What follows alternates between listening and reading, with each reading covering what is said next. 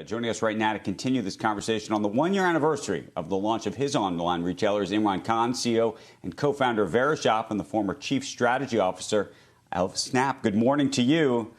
Who knew a year ago when you began this business that you'd be living in the middle of a pandemic? Let's talk just directly about your business, and then I want to get into the broader landscape of retail. What's it looked like for you for the last 3 months?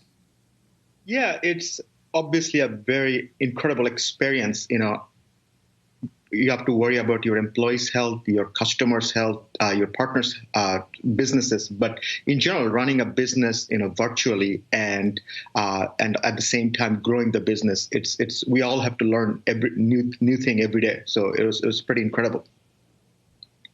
So in terms of the pickup, in terms of number of shoppers, the kind of growth that you've seen, what's it look like? Yeah, I think we saw our business grew 30% month over month in April, and then 33% month over month in May. But now I want to caution you that, we're a new business and we are getting a lot of new customers and we brought new value propositions. So it's kind of hard to say how much of because of COVID and how much because of our businesses organically growing. And what's your take, though, on more broadly the sustainability of the kind of growth we're seeing online? Meaning, do you think that we've fundamentally changed our buying patterns forever?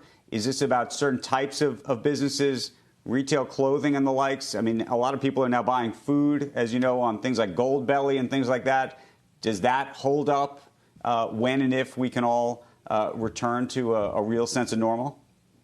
Yeah, I think a year ago I was in your set and you asked me why am I creating e-commerce business? And I think my answer was e-commerce was at that time, I think 10, 11% of the market. And I think over the next decade or 2 decades, it will be 30, 40, 50%. If you look at markets like China, e-commerce is 25% penetrated. So, I think e-commerce was heading to that direction. Obviously, this health crisis will accelerate that. And I think if you look at market like China, they had SARS crisis in 2003, which really accelerated the growth of a lot of Chinese e-commerce companies during that time.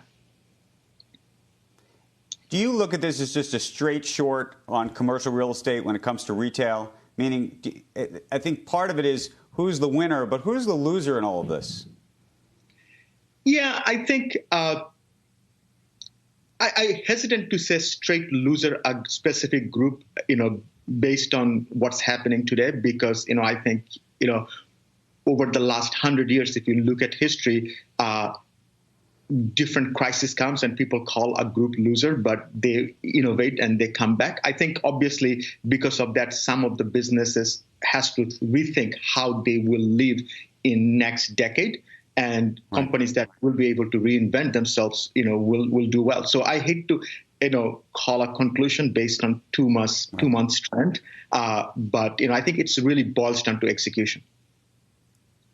Okay, let's talk then. Why don't we flip it around? We'll talk about winners. What do you think of the valuations of some of these companies? And I'm thinking of the Shopifys of the world, which has just been a rocket ship. Yeah, it's hard to talk specific about the valuation, but I think, in general, I think a lot of times, there is investors are looking at future earnings potential. And again, that becomes an execution story. I used to be a research analyst before many jobs ago. And, a lot of the times, when you're dealing with technology companies, you are really looking at the earnings potential of the companies. And that's, obviously in many ways, our Verishop is, you can argue, overvalued. But, people are looking at the future potential of the companies.